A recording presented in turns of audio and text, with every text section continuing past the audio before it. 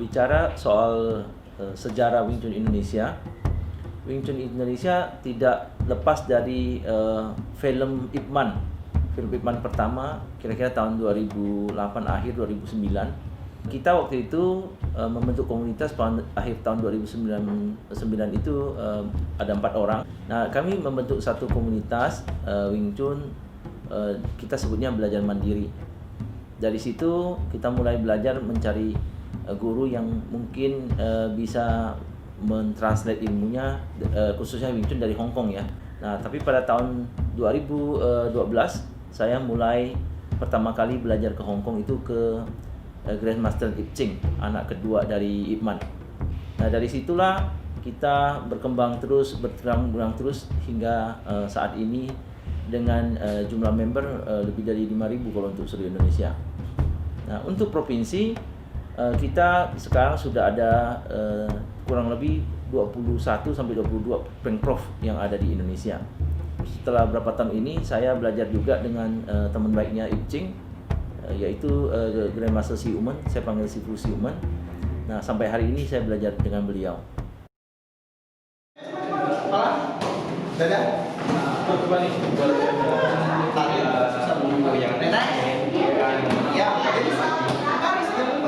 Wing Chun mempunyai kuda-kuda yang sedikit unik, berbeda dengan bela diri yang lain, di mana Wing Chun ini diciptakan oleh seorang wanita, di mana kita kuda-kudanya sederhana dan sedikit sempit dibandingkan dengan kuda-kuda yang kita tahu seperti kuda-kuda karate. Dia agak lebar dan lebih rendah.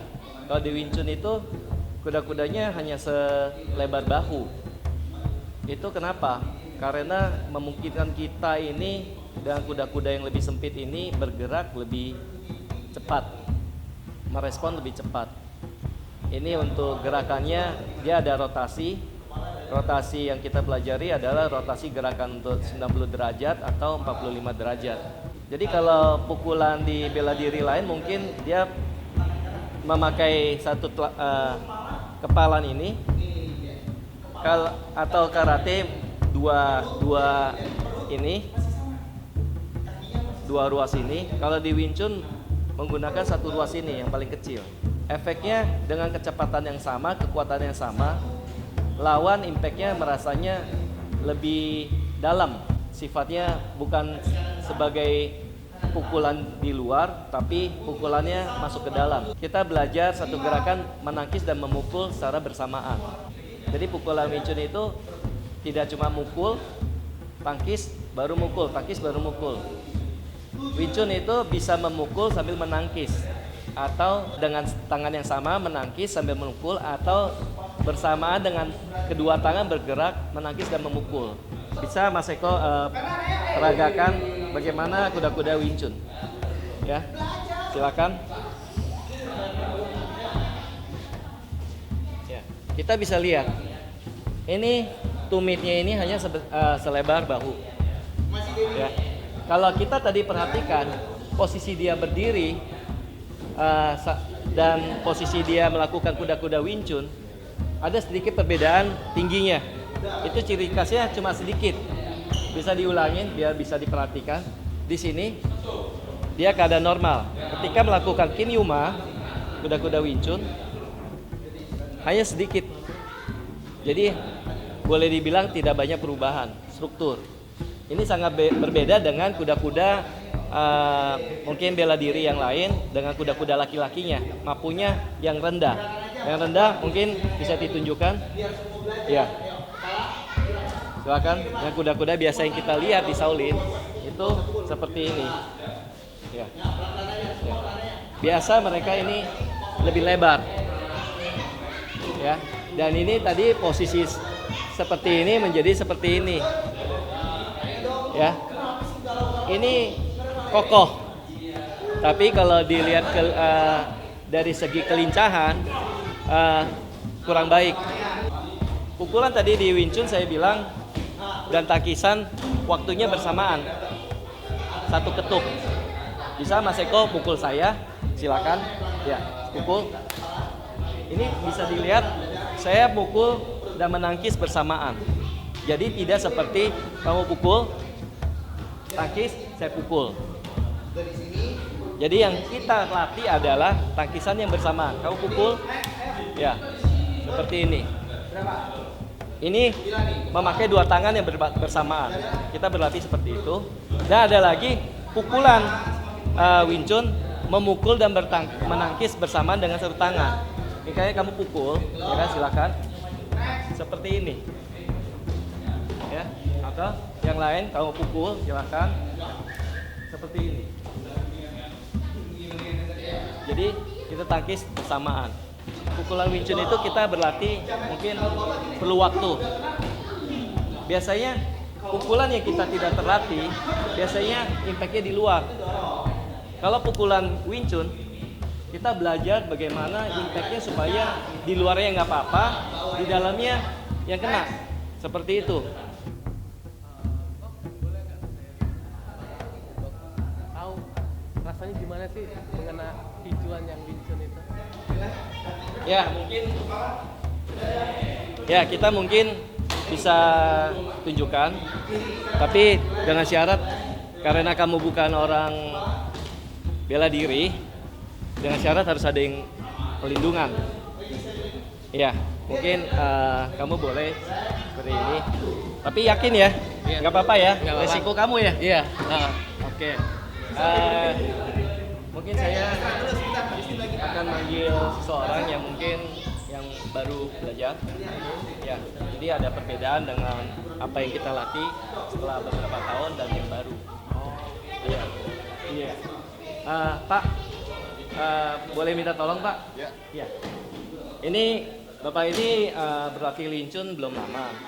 Jadi mungkin apa yang kita tunjukkan belum mewakili, tapi Bapak coba pukul bagaimana?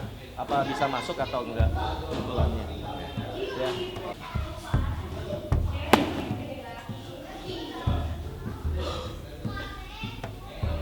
Ya. Ini bagaimana rasanya? Dari apa yang saya rasakan sih kayak meninju itu sih, meninju biasa gitu. Biasa. Ya. Ini gimana sih Pak? Ya. Memang. Tapi kalau pukulan Wing Chun yang kita sudah latih bertahun-tahun, ya kan, dia masuknya ke dalam. Nah, mungkin kamu bisa coba. Tapi mungkin kali ini bukan dia yang mukul, mungkin saya yang mukul. Gitu. Untuk ciri-ciri biar kita tahu pukulan Wing Chun itu gimana sih? Ya, kamu akan merasakan tadi perbedaan dari Bapak yang tadi memukul karena dia baru berlatih. Memang saya sengaja manggil dia baru berlatih. Jadi pukulannya ada berbeda dengan yang akan saya lakukan. Oh, berbeda. Iya. Iya. Siap? Siap? Oke.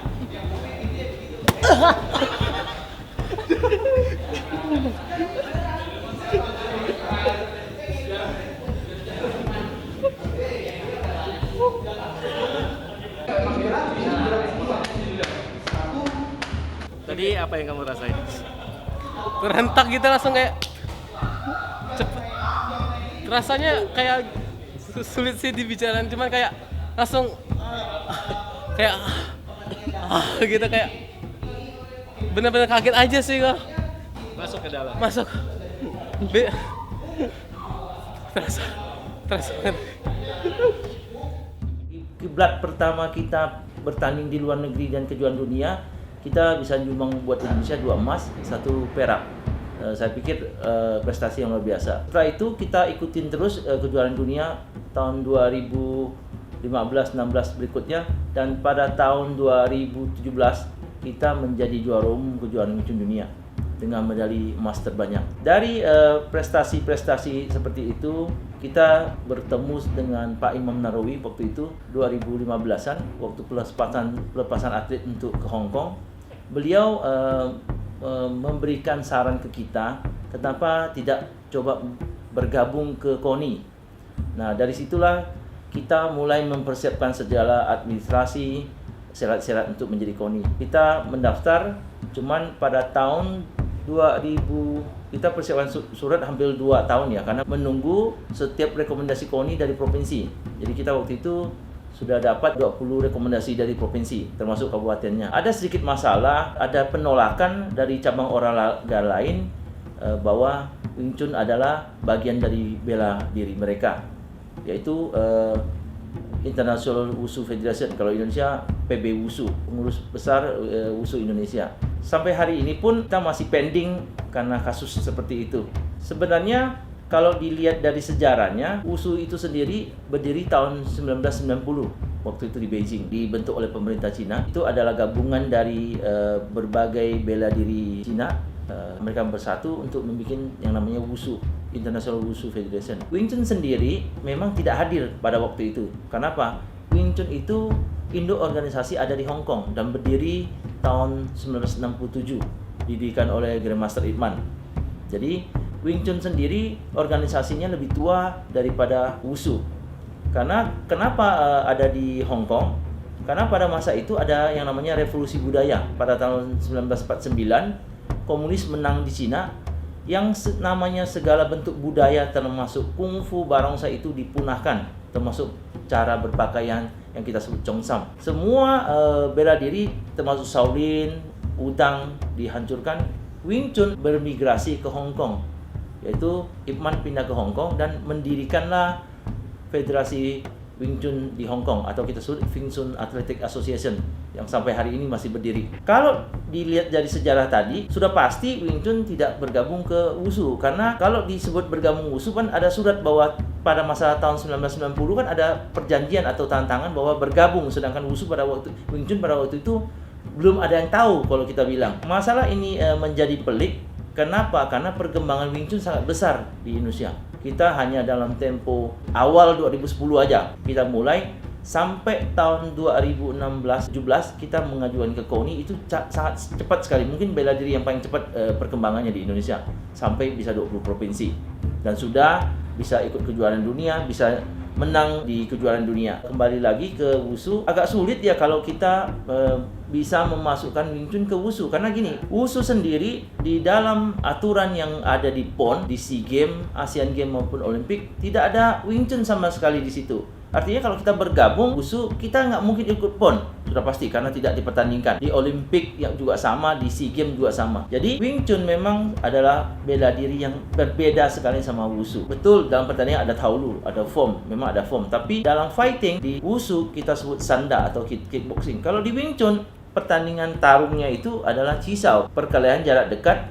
dengan sistem tempel tangan. Jadi agak beda sekali. Nah, kalau kita bergabung, akhirnya kita hanya tidak bisa dipertandingkan. Buat apa kita bergabung ke Wushu? Dan memang induknya berbeda dan tidak dipertandingkan.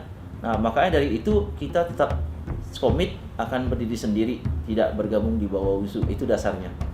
Kalau untuk atlet Wing Chun Indonesia, terutama yang ingin bertanding di luar negeri, karena di Hong Kong setiap tahunnya itu ada kejuaraan internasional. Pertama-tama mereka harus bisa menang di kejuaraan nasional terlebih dahulu. Jadi apabila seorang atlet sudah berprestasi di tingkat nasional, baru mereka bisa mendapatkan pelatihan nasional untuk ikut serta di kejuaraan internasional. Kami para atlet berharap sih untuk kedepannya bisa ada di kejuaraan dunia, tapi dengan sumbangsih ataupun perhatian dari pemerintah, karena dengan berbagai macam hal yang sudah kita lalui dari awal kita berjuang dari 2014 hingga 2018 ini, semua berawal dari dana pribadi dari atlet sendiri dan didukung oleh donasi-donasi yang ada di federasi. Berharapnya ke depan kita semua dengan mengharumkan nama bangsa ini bisa ada support dari pemerintah.